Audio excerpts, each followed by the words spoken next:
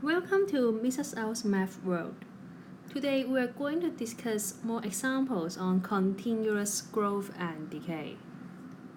Okay, so let's see for this example. So you can see that in the example, the number of bees in a place increases as a constant rate continuously. It means we can use the growth formula continuously.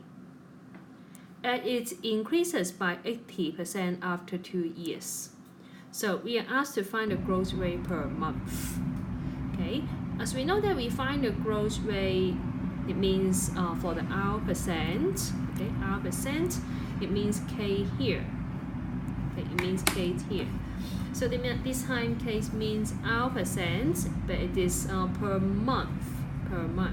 So for T, it is used for month also. Okay, stand for month. Okay, so it increases by 80%. That means the final value is 1.8 times P0. And then we set it up and calculate.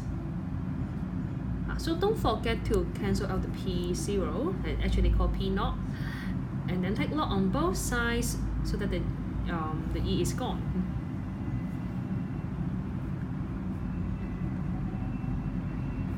And then let R to be the subject. And we got 2.5 as the answer.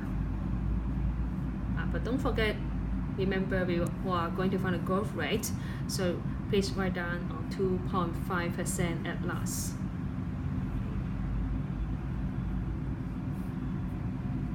So this is A. So let's go to part B. Part B, we are going to find a percentage increase in the number of bees in the place after 15 months. And as usual, we use the percentage increase formula, okay? Which is new minus old divided by old value times 100%.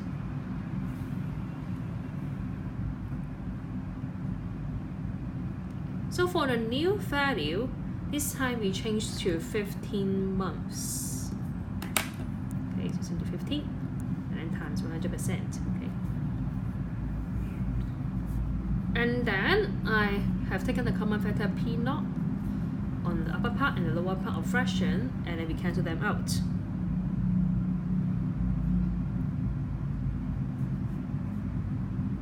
And then R means the value here. Okay, 15 means the number of months, and with calculator you can check it out is 44%. Okay, so I keep this equal sign because we got an exact value here.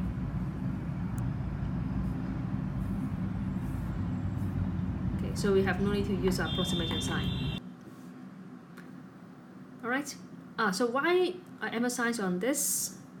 We will try it out in the next example. Okay, so this time we can see an example with continuous decay. The only difference is the power is a negative KT, okay, negative KT. Okay, so the graph actually goes downwards like this. Okay, if the original value is Q0 again. Alright. Okay, so let's study the example. Okay, so in the example, you can see the decay of radioactive substance is represented by this formula, and then M is the value that will change. It's a mass of substance after T years. So this means the M here goes for the Y called Y-axis. And then I just change this Q to M. Okay, sorry, it's the same. Then the M log grams is an initial mass, and then K is a constant. That means we have two unknowns, and then we need to find it out one by one. Okay, so you see that in the first statement, you see the mass of the substance will be 243 grams after 8 years. That means we substitute it once, and then it will be 170 grams after 12 years. And then we are asked to find the value of K.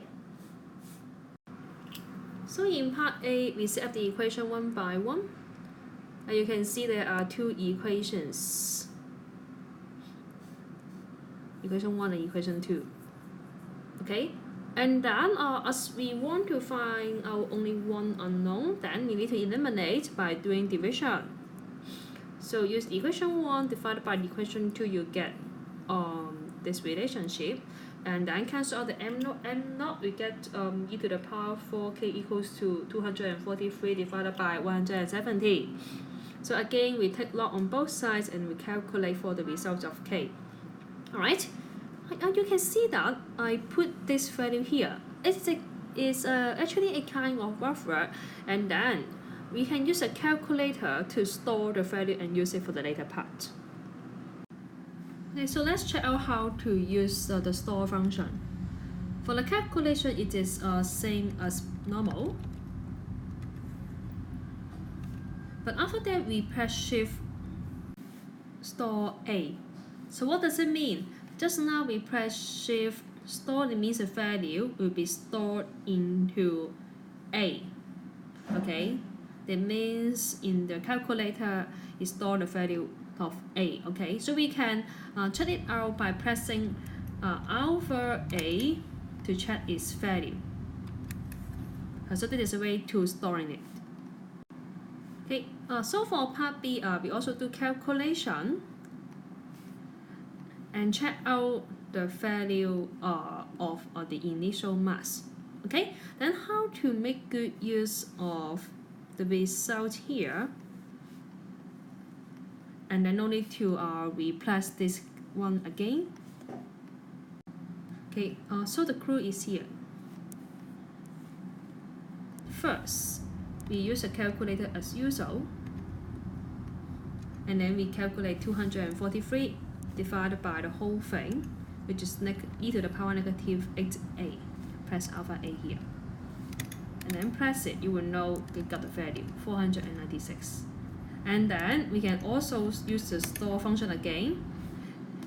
So we store the value to be b, and we can record it to use it in part C and part D.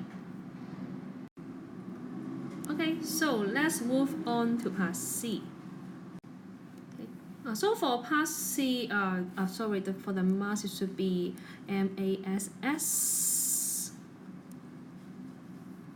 instead of just MAS. Okay, so please help to change it. Alright, okay, so when we want to find the mass of the substance after 15 years, and then we can just need the calculator to help us to do the calculation. But of course, you have to write it down first for m naught and then times e to the power negative 15k. And the number has to match the values before, okay? Otherwise, you may have some mark penalty, okay? That means you may not need to write down the values, but you have to calculate for the answer for us to check. Okay, so the method is the same as before, and then this is the calculating sequence. So we know the value before, no need to re-enter again. So we also know the value of k before, and then no need to redo. So that's for part C. Alright. Actually, for part D, it's similar as the previous example. Okay, may I ask you to calculate it yourself? And then the answer is 15.5 years. Alright. So please try it at home, and then we'll discuss further about this kind of questions in the next lesson. See you next time.